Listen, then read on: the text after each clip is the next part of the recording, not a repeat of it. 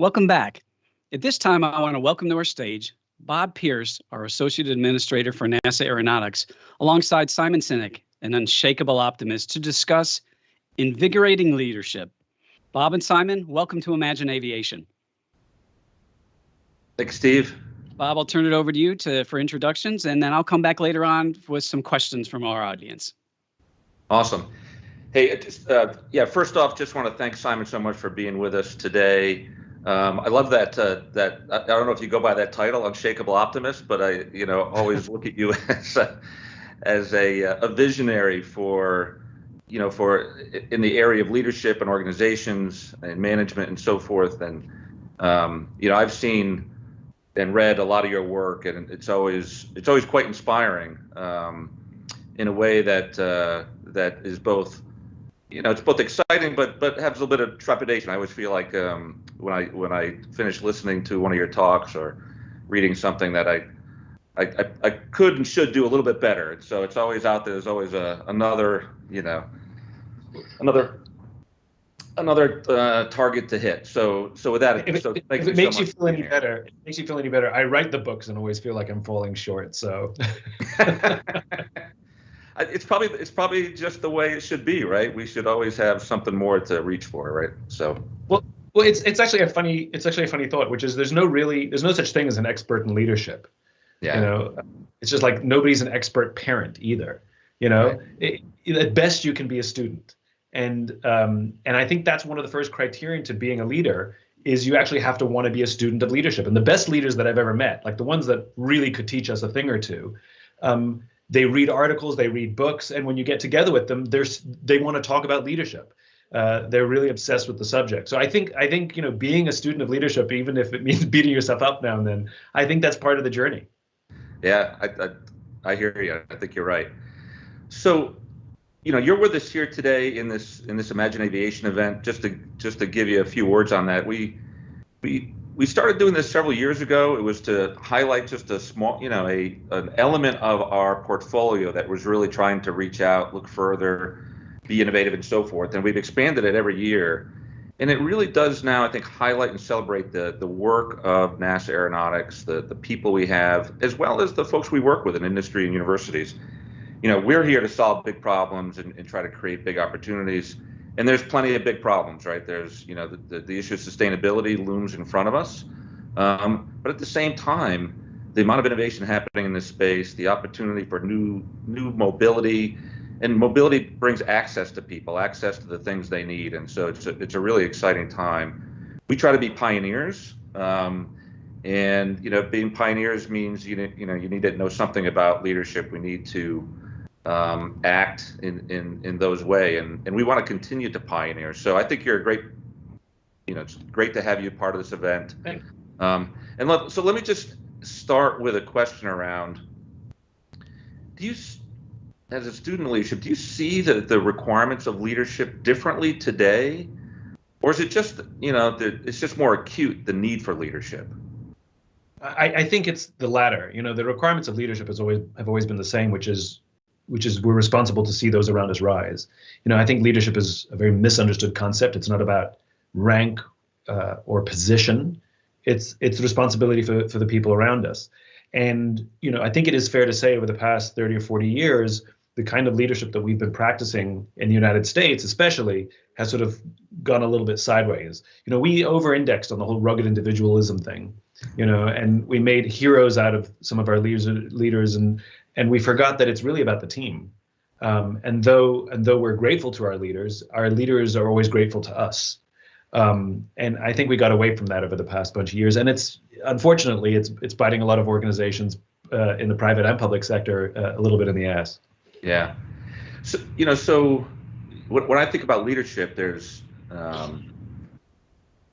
there's that sense that you graduate, right, to lead. All of a sudden now you're a leader and you're expected to lead and so forth. But there's also a sense of leadership as being, situational, dynamic, right? There are opportunities for individuals to take on the mantle of leadership, either asked to or they have the opportunity to create something within an organization. And so there's these, that tension between formal and informal leadership, between authority and influence and so forth. Sure. So how do you think about those differences in managing that gray space? And there's a lot of students listening. We have a lot of students here with us today. And how would you, and there are future leaders, right? They're the folks we want to get out and run as fast as they can. How would you suggest they think about that, since they'll be in that sort of the informal or influence stage at this point? So again, let's underscore what we're talking about, which is you and I both know a lot of people at very senior rank who are not leaders. We do as they tell us because they have authority over us, but we would never follow them. Right. Whereas there are people with no formal rank who've made the choice to look after the person to the left of them and the right of them, and we trust them and follow them anywhere. So to your point, leadership doesn't come with rank. Authority comes with rank, and the opportunity to lead at scale comes with rank. And so regardless of someone's position in an organization, we have an opportunity to be the leaders we wish we had at any moment. Now, one of the most important criteria of effective leadership is knowing yourself. You have to know your own personality, you have to know your strengths, and you have to know your shortcomings. Because sometimes, to your point, you talked about situational leadership. There are different personalities who work really well in one situation and another, and so you actually have to lean on each other. There are times where I'm not the best suited personality type to lead a particular situation, and I'll defer to a colleague and be like, "You got to take this one. You're better at this," and the same they'll do with me. Also, we have to learn to adjust. So, for example, much is made of, are you sort of kumbaya and sort of lead by consensus, or are you more, command and control? And the answer is, it depends on the situation. Command and control does not work all the time. It doesn't work all that time in sort of good times and peacetime where we're screaming and yelling at people. It just doesn't work. But in very, very, very, very, very high stress situations, we actually do need a leader to be more command and control. However, it's because they've been more consensus building, relationship building before that high stress period that they've built the trust. So let me use an extreme example, right? Let's talk about a military example, only because it makes the point, which is a Marine officer, for example, isn't always barking and screaming and yelling at their Marines. They're building trust when they're back at home station, and they're earning that love and the trust, and they're earning and they're operating out of integrity to earn the trust, so that when they're in a very, very, very, very high stress combat situation, they can say, "I need you to do that." And that Marine will follow orders blindly, not just because of the authority of the officer, but because they trust that officer would never ask them to do anything unless it was the right thing to do, even if mistakes are made.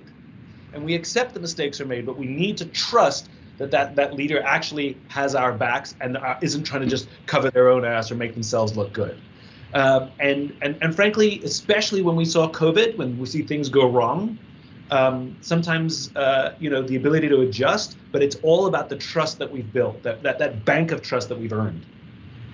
It's interesting when you talk about use that military setting and so forth. So each organization has its culture, right? And has its that in some ways helps define the expectations of leadership. What do people, when they look at their leaders, what are they expecting and so forth? And I had a boss. He was a former DOD officer, a former general, and he came over and he said, at DOD, a decision is a call to action, and in NASA, it's a call to debate. And it's interesting, and it's exactly right. There's NASA's full of smart people, and they just love to have that debate about what's the right thing to do, what's the right, and I think there's, sure. I've always taken that as don't try to fight that, try to work with that culture, the fact that people want to have that discussion, they want to have that debate, but then always finding that way to come to conclusion, because that could go on forever, right? You can of course. make things forever. So how do you bring that to conclusion? How do you get close enough that you do have that trust? You've got that sense that, okay, people have listened to me, and now we can move on and we can actually get this thing done. Well, I don't think in terms of good, bad, or right or wrong. I think of everything in terms of equilibrium and balance. Nature abhors a vacuum, and nature abhors imbalance. When we have extreme imbalance, there's a correction. And so what I always look at is, okay, so this extreme question asking and questioning everything, this Marine or this former military member, sees that as a liability. But the question is, what's the balance to that? And what I've discovered is that highly, highly, highly innovative organizations tend to be highly, highly, highly question asking and question everything. Because to be innovative, you have to have a culture that asks questions like, why are we doing it that way? Or is that the best way? Otherwise, you're just going to end up with the same answer. And so organizations that tend not to be very innovative tend to be more sort of like, aye, aye, sir, yes, sir, whatever you say, sir, but because then you're only relying on 2 or 3 people to make every decision with no new perspective. So I don't look at it as is it a liability? Sure, it can be. If it goes on for too long, you can have analysis paralysis. You can start debating, you go straight for the capillary, you start debating and asking questions about things that are inconsequential. You need systems to reel that back, of course. But at the end of the day, it's a very, very good and important thing. Amplify it, beg people to question things, ask them to question things. That's what makes you innovative. Yeah. It reminds me, and you said that word why, right? And of course, you're very famous for starting with why, right? And I've often thought about this, Simon. It's that we've had these discussions around, okay, so what's our why, right? And I always kind of come back to, I ask people, well, what's your why, right? Because I don't, it seems like everybody has a why and every organization may have a why. And there's this, how do you get alignment? And maybe, maybe there's a dynamic to that as well, in terms of when people best align to an organization is when their why, and their why probably, I feel like my why has changed over time. When their why best aligns to the why, no, it hasn't. All right. So when their why really, when you get that great alignment between why I'm doing something and why an organization is doing something and so forth, and I've had this debate with people too. Well, you just gotta we have to find that one sort of statement that captures everybody, that gets everybody. Sure. And I say, I just don't know how to do that. Why, it seems like you've got to. Again, it's somewhat situated. There's some basis there, but there's also some dynamic to it. So I don't know if that makes sense. Let me jump in here. I got this. I think I know where you're going with this. So fundamentally, a why is an origin story. That's basically what it is, right? It's where you come from, and it offers a foundation for everything that you're going to build upon that from that point. So the United States has a why. It's written down for us in the Declaration of Independence, right? Now, the Constitution is a structural document. It says how we're going to achieve it. But it's the Declaration of Independence that really states why we need a nation and why we exist. And it's an ideal. All men are created equal is an ideal. And it meant something different than it means now, obviously. But we are striving to actually achieve that. And the political debate should be the best way to achieve that. But there is an ideal that we're striving towards. And it comes from the past. Your why hasn't changed because your why was fully formed by your mid to late teens based on the experiences you had growing up. You are who you are. Now, whether you're living in balance with that, that's a different conversation. The discomforts and insecurities that we have are very often because we're living out of balance from our why, personally or professionally. And the same goes for organizations. Organizations have origin stories. NASA was formed. It has an origin story. It has a document that says why NASA needs to exist. Number one, it's a civilian organization, civilian run. It's non-military. That's important. And if you go back to what the way NASA was talked about, especially back when JFK talked about NASA, it's really about out imagining and going beyond what anybody else can do, right? NASA works at a scale. So, for example, when you talk about NASA's purpose to shuttle things to the ISS, for example, that was a big deal when you did it the first 100 times. And now you have built an entire category that commercial enterprise has filled, and you will work with commercial enterprise and they can do it because NASA can do things that don't have a profit margin. NASA can do things that don't have to pay an ROI. The commercial enterprise will only do it if it has an ROI. And so what we're looking for NASA to do is do the things that literally commercial enterprise doesn't have the stomach for or doesn't have the business model for. You have to go beyond the borders that they're even imagining. And anybody who's invigorated and inspired to work for NASA, the reason they're not going to go work for one of the billionaires is because NASA should be operating at a scale that those guys can't even imagine and wouldn't even try because it's just so big and ambitious. That's why we have NASA. And hopefully in 10 or 20 years, whatever you pioneer will be picked up and replaced by commercial enterprise, and you'll be on to the next. Right, right. And that gets to your thought around it. You know, it's been around this notion of an infinite game, right? That there's not a destination. It's like, oh yeah, we finished space, you know, like exactly. There's what's next, right? And so, as an R&D, you know, my part of NASA, you know, we're doing research and so forth, and I often think about that. It's kind of like running plays. There are certain things we're doing. I want to get those things done. I want to get the value out of that research and get that over the goal line. But at the same time, I need like a bunch of teams starting a bunch of other plays, right? Because at the other end of the field, and some of those are going to work, some of those aren't. That's okay. Like as long as some of them work, and they're reaching as far as they can. Let's stretch, let's reach, and so forth. And sometimes that's going to work out, but if we're going to stretch, then sometimes obviously those things aren't going to reach out. And it's interesting. But everybody wants their bit to work, right? We're all engineers. We all want our bit to work, but I also want there to be a comfort with the fact that some things aren't, but that we're all part of the team, right? That we're all part of the same infinite game, right? That is NASA, right? And sometimes it's gonna go well, and sometimes it's not, but that's okay.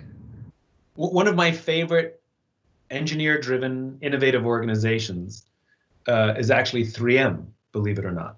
And one of the reasons I like 3M is they don't think in terms of failure. They think in terms of not fulfilling the brief. So you're trying to make a light adhesive, you accidentally make a strong adhesive. Did you fail? No, I just didn't fulfill the brief. Failure goes in the garbage and is never shared again. And so, but it's not even that idea that I love. What I love about 3M is that they have these voluntary attendance, but very, very well attended seminars from all their engineers, where they basically take turns sharing what they're working on and saying what they're struggling with, it hasn't quite worked out yet, or what they accomplished. So, for example, someone might make they might be working in automotive, where they're making a strong, anti-scratch, anti-resistant coating for a headlight, so it can take a shot from a rock off the road and not crack your headlight. And this has happened, and somebody in medical systems will say, I need that. And you have this remarkable cross-pollination because they view each other not as competitors, but as compatriots. And I think that ability to share successes and failures and say, I invented this, even though I was trying to make something else, right, has value somewhere else in the organization. And that's what, and by the way, that was how the Post-it was invented, which is somebody actually was trying to make a strong adhesive. They accidentally made a weak adhesive. They had no use for it. One of the different engineers was at choir practice, and his pages kept falling off, the music kept falling off. And he called up his friend who knew what he'd know what he's like, hey, Steve, you made that weak adhesive. Can I borrow it? And he stuck it on the back of all of his music, and thus was born the Post-it pad. Yeah. And so it was that sharing of information that was so profoundly innovative. Yeah, and billions of dollars later of success, right? Yeah, so it's about sharing learning, right? I mean, it's not failure, it's learning, right? As long as we're learning, then we're yeah. So as I said, we've been around for 100 years. Want to be around for another 100 in some form or another. This notion of pioneering, like and trying to stay out in front. Do you see like sort of a general set of values and skills that in the most innovative organizations that you see that are pervasive? So there's no set rule, because otherwise your organization would be the exact replica of another organization. But there's usually no more than 5 core values. And I don't know what the biology is behind it. I've done these values exercises with organizations. We've had as few as 3, but weirdly, if we get over 5, we start to find overlap. I don't know what it is. But there are sort of 5 core ways in which you pioneer. And that is one of the things that produces your culture, right? So perhaps one of them is definitely questioning everything. That sounds like ingrained in your culture. Okay. So not only do you want people who like asking questions, you want people who like being asked, that they don't get defensive. They actually go, oh, that's a good question. Let's think that through, as opposed to who the hell do you think you are questioning why I said something, right? So the question asking culture is important. And I think what has to be acknowledged in your values is for the good of humankind, and that's always been core to the NASA mission, going back again, all those moonshot speeches and everything that we will, in Kennedy's moonshot speech, he talked about, we will accomplish these things and others, not just for ourselves, but for all of humankind. And so, that's very important. The people who work at NASA are looking to serve humanity with all that they advance and all that they figure out. That's very, very important to your culture. Excellent. So what are your thoughts? One of the things that I think is really critical is the notion of diversity, right? So there's been a lot of study on cognitive diversity and what that brings to an organization. And of course, cognitive diversity comes from the diversity of background, experience, education, geography, culture, all of that. But in order to get the benefit, right, it is that you have. It doesn't help if you have a lot of the diversity, but it's not offered, or it's not, people aren't comfortable, right? So how do you, and I think that's a key element of leadership, right? Is creating that environment where people can bring that diversity of thought, and that comes with all of those attributes of those differences in background and education and so forth, as I just went through. And what do you see as that, the tools to create that environment, or the skills that a leader needs to bring? Or you talked earlier about trust, and obviously that's, how do you foster trust with people that, maybe have had different experiences Sure. that I've had, or others, so how do you do that?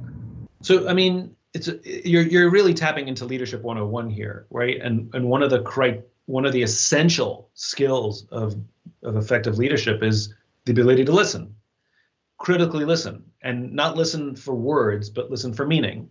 And you haven't listened until somebody else feels heard.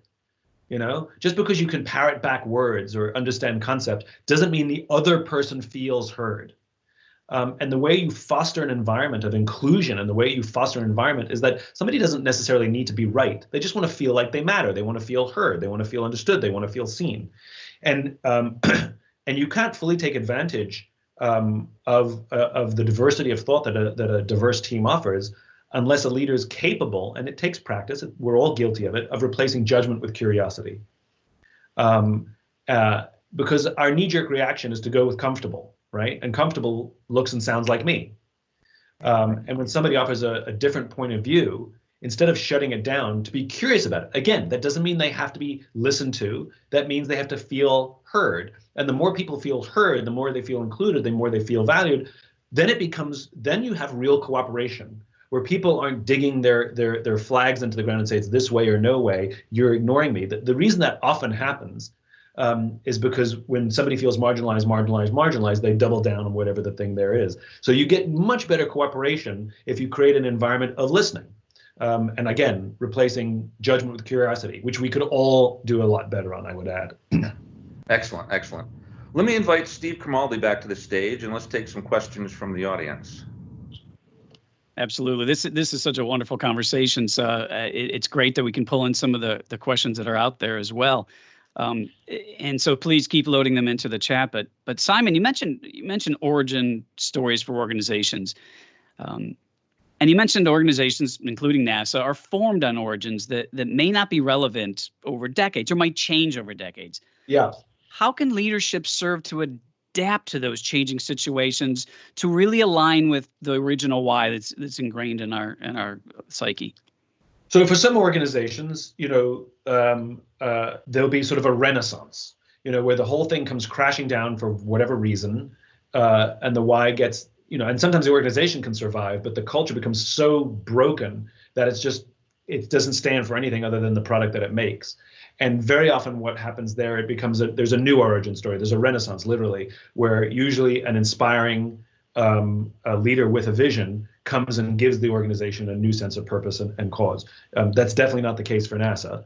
One could argue that NASA over the years maybe has lost its way and forgotten its founding cause at some points, which affected the culture and productivity or your ability to get funding or make yourself relevant, in the general public, or with politicians. That is a strong argument, but that the origin story is lost and irrelevant, that's not the case. And Bob, if you think about too the agency and where it was created, why it was created, and how it's transformed today, not only in space but in aeronautics, definitely the rapid change in aeronautics is tremendous. How do you think we can continue the links to the original why, but yet still not hold us back from advancing forward? Yeah, so it's I think there's a process of letting go a little bit, because as and Simon, you talked about it, right? The fact that industry is going to continue to advance, that the market space will broaden, and we have to let go of some of that, right? Even though we were really good about doing that one thing, now industry is really good at it, so we don't need to do that anymore. So let go, and let's take the next step. What's that next frontier? That's where we need to look, and I think that's where the vision needs to come in to say, hey, there's a real frontier out here that we need to grab onto and to explore, and so whether that's aeronautics and technology, or whether it's space technology, or whether it's our exploration or science, it's always being willing to let go. But I think that the key is, and Robert Lightfoot used to say this, right? It's kind of the monkey bar thing. People are reticent to let go of one until they can, until they get the grasp on the other one, right? Because otherwise you're falling. So, and I think that's one of the challenges of leadership, right? Is to show folks that next bar that they can grab onto. And what you're talking about is vision, because remember, that next bar it doesn't exist until we achieve it. And right. What great leaders are able to do, whether it comes from a president or an administrator, is to paint a vision of what that frontier looks like in words so clear that we can actually imagine as if we've already accomplished it. And then all of the stepping stones to moving towards that are simply proof that we can do this and we're making our way. And so it's all the great things that NASA has achieved. And you listed all the categories from science, aeronautics, and space. Somebody said, imagine if, and painted this beautiful, clear picture. And then you went and built it. Then you went and did it. And maybe it didn't go exactly according to brief, but it ended up somewhere magical. And I think NASA's real. Let me give you an example that I think that captures. I'm going off on a tangent here. I should probably stop and answer questions. I was going to just talk about innovation in general, but anyway, I'll be good. I think NASA. I'll just end with NASA's real magic, and where NASA's value is fulfilled, is when you are on the frontier, when you are breaking frontiers, and simply getting good at something and insisting that you have to do it. You're literally reducing your value, because then why do we need a NASA? Right. Yeah, and I think that's great. And when you also talk about stretching yourself and being agile, and the monkey bar analogy is brilliant. But when you think about part of this continuing on a degree of continuity as you stretch yourself to something new involves the continuation of organizational intellectual capacity and really ensuring that the knowledge continues and ensuring the knowledge grows from a generation to another, from a discipline to another. Simon, have you noticed any ways to best maximize not only organizational intellectual capacity, but the transference of that throughout decades? Again, core to NASA's very reason for being is that you share, and it's not just because you're a government organization. Not all government organizations share what they know and what they learn, but in your case, it's part of your mandate that all of your discoveries and all of your inventions are for the good of humanity. And you're the original, you're the OG open source. And if you think about great open source organizations, and great open source technologies, we have dramatic innovation because other people gave away their code. We're making huge leaps and bounds in electric vehicles for the good of climate change, not because industry is rallying for it. Partially, it's because Tesla is so willing to give stuff away. That you don't have to start from 10 years behind. Tesla will just give you everything, and you can start from up to now. And you can see as a result, other car companies are making cars as good, if not arguably better than Tesla's. Well, guess what? It's all based on Tesla technology. Or the digital camera is the opposite example, where Kodak invented the digital technology. They invented the digital camera, suppressed the technology for fear that it would cannibalize their existing business, their film sales. Sold it, and huge amounts of revenue came in from royalties. Fuji and Canon pioneered the digital camera, and when the patents ran out, Kodak went bankrupt. But the point is it was the sharing of the information and the selling of the information that actually created the digital camera revolution, and just left them out of it because they were so selfish. And rather, if you give it away, it's counterintuitive. But if you give it away, actually people want to bring you with, because they see you like a good leader. They see you as trustworthy, having high integrity, an honest broker, and actually living your purpose, which is serving a greater good. Steve, I heard a phrase, it's called agility rhymes with stability. And I really like that, because there's a part of this, right, that just says, we're, pick a discipline, right, whether it's, computational fluid dynamics, whatever it is, we need to keep. It's really hard, right? And we, you got a group of people that know how to do it, and they just keep pushing that boundary, and that just takes stability, right? Just keep investing, keep allowing them to push, but having that base of knowledge lets you do, and every time you push that, lets you do so many. It creates some agility both for you as well as the rest of the economy, right? Because now you can use that knowledge in lots of different ways that you couldn't do before. So. I really like that juxtaposition of those two ideas. Bob, when you first said it, it sort of rubbed me the wrong way. I was like, but hold on, doesn't innovation require disruption? But the way you described it, I think that's 100% right. And this is the opposite of the private sector. They might invest hundreds of millions or even billions of dollars, and they'll invest huge amounts of money in something. And if it doesn't work out in a particular time frame, they'll just abandon it. Because they're so fixed to the time frame. Where at NASA, because you're a government organization, you can continue to invest and invest and invest until you make it work. You don't operate on the strict timelines that private sector is required to operate. So I completely agree with you. Agility and stability. It's the stability of the funding and the ability to keep investing in something that you believe in, even if it's going a little slower than you would like. You believe in this. It's like exercise. It's like, I know this will work if I just stick with it. And I don't abandon the exercise simply because, I go to the gym, I look in the mirror and I see no results, which, by the way, then none of us would ever exercise. It's trusting in that process and the stability, or I would call it consistency, that I think is absolutely, again, core to why we need a NASA. Yeah, that stability and consistency is a tremendous argument. And I love also the statement on, is innovation, does it require disruption? Is it spurned by disruption? Well, when you dig into the details of it, and there's a question in the chat that's really relevant to this topic and it's the starting with the why. It's your starting with the why concept, and I love that. But think about it, and you think about an organizational change in any direction. How do you suggest starting with why whenever the solution is just an improvement versus, boy, something's really broke? When something's broke or exploding, I can present a why case pretty easily. But if something is working very well, how do you present that why for improvements? So it's a great segue for the thing that I was going to say before. But you're welcome. And now I can bring, this is perfect. Thank you for that setup. My goodness, amazing. So we have to think about how innovation used to work and how it works in this modern day. The internet and computers changed everything. For thousands and thousands of years, innovation meant hardware. The difference between the Gutenberg printing press and a modern day printing press, it's basically the same thing that's happening.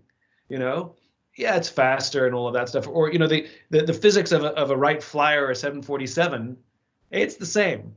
And it was hardware. And hardware is extremely expensive to innovate. So the only people that could innovate were large corporations or governments.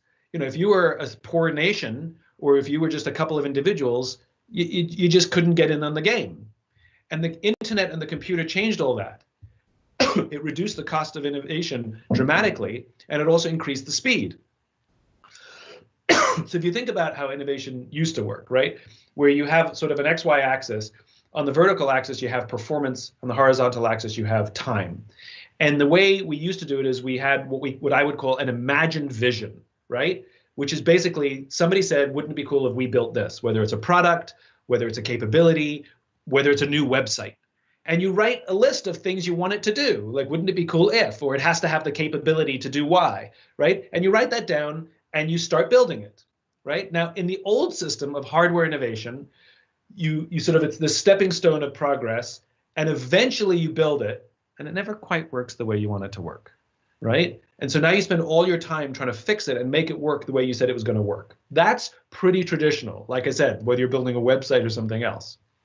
But the modern day of innovation, I think, is more iterative, where you still have to have that imagined vision, but that you don't actually try and build it out of the gate. You say, what's the fastest, simplest thing we can do with the highest probability of success? Build that.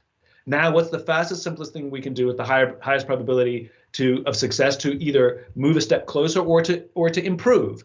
And you keep building and building and building until what ends up happening is you go right past that imagined vision and you end up building the unimagined vision, right? So, for example, Amazon only wanted to be an online bookstore. That's what they imagined. They never imagined what they would build now. Netflix wanted to be a DVD rental company, maybe offer streaming. They never imagined they'd become a studio. Tesla wanted to build an electric car. They never imagined that they would be powering your house. It's because of this new form of constant iteration. So think of it more like an iPhone, where the hardware is still expensive, but the software updates are super cheap, where they put it into the market imperfectly. We complain the first time it shows up. They make constant changes, some of them little, some of them big, until the software becomes so robust, they have to make a new piece of expensive hardware to case it. So I think that iteration, rather than trying to build the thing over the course of decades, is become more powerful, and the ability to drive right past that imagined vision and build the unimagined vision, I think is how we need to start thinking. And it is how you think when you're at your natural best anyway. That's what you do. Yeah, it's interesting, right? That sort of a crossover example, right? Is a small drone, right? It was all that investment and innovation in a smartphone. Just put some props on it, some small electric motors and some props on it. You have a drone, and that's and it's sort of that notion, right, where you have these technologies that are developing maybe in separate product lines, right? And all of a sudden you can envision bringing them together, converging them into a different thing, and then someone can actually pull that back apart and say, that's great, we invented that thing. Now let's pull that apart and see what we have if we just look at all those pieces, and how can we put them back together again in another innovative way, another interesting way, right? So there's that. It's this cycle of bringing things together and then pulling them back apart and bringing them back together that leads to that I think that trajectory that you're talking about. Which you could argue, Bob, is disruption, right? If you keep breaking something, you're disrupting it. Right. There's Simon, you were talking about the original, our legislation, our Space Act, and so forth. And there's a you can paraphrase a statement in there that says, solve the problems of flight with a view to their practical application. And that's kind of aeronautics why, is just that. It's like, let's solve problems, right? And they're in a domain, but we're here to solve the problem, but do it in a way that, like, it's not just kind of theoretical. We're going to try to make something happen, which means since we're a government organization, we don't operate in the market. That means partnering, right? It means working with industry, working with universities, working with innovators outside, and so forth, so that it all comes together. And maybe some of it it's evolutionary, but some of it's disruptive, and trying to push all those boundaries forward. I think it's worth underscoring what you're saying here, which is true innovation has to solve a problem. And in the private sector, because they're enamored by pretty objects sometimes, they're inventing things and introducing things that, they have the veneer of innovation because, they have flat screens and, touch screens on them or whatever, but it solves zero problems, just because you can add a touch screen to something doesn't mean you should. What problem are you solving for? A lot of things have been made worse. I mean, like a car, like you drive, the old Prius, I don't know if it's still like that. Like you couldn't watch your GPS and change the air conditioning or receive a phone call at the same time because the screen kept changing because everything happened on the screen. So you're following GPS, but you can't change the air conditioning because the GPS will go away. Like, what was wrong with a freaking knob to turn your air conditioning up? Like, what problem were you solving? None. And by putting everything on one screen, you made it worse. Yeah. So just because we can doesn't mean we should. And I think core to innovation, it has to solve a problem. Otherwise it's just, it's just shiny. Yeah. Right. And I think that's the heart of that, of your asking why. It's like, well, it's not the how or the what. I can create something. I can remove that knob. Why should I? And wouldn't it be cool is not an answer. Right. Absolutely. And if you think about it, and there's a question in the chat I'm going to alter a little to fit into this theme is organizations and hierarchical organizations. NASA's one of them. We don't corner the market on it, but we're one of them. And if you think about traditionally, you think, well, let's have leadership be great. Okay, we have great leaders and they vision where we're going and the why. And then from there, you create a plan and they're followed tactically. So how do you make the shift from the tactical, the how and the what, which can permeate through an organization and be brilliantly efficient, to forcing the asking of the why of leadership at all levels of an organization, even if you're not a manager, as you suggested? How do I embrace at the frontline level the leadership to ask the why? Sorry, I dropped for about 30 seconds there, so I think I missed the heart of your question, if that was directed at me. It's for either of you, but how do you go from the tactical expertise of an organization to do the what and the how, to embrace the why leadership that's traditionally sometimes at the top of organizations that really needs to bleed through all of it? Either Simon or Bob. So Bob located within NASA context, Simon just in your experiences. Why is context? And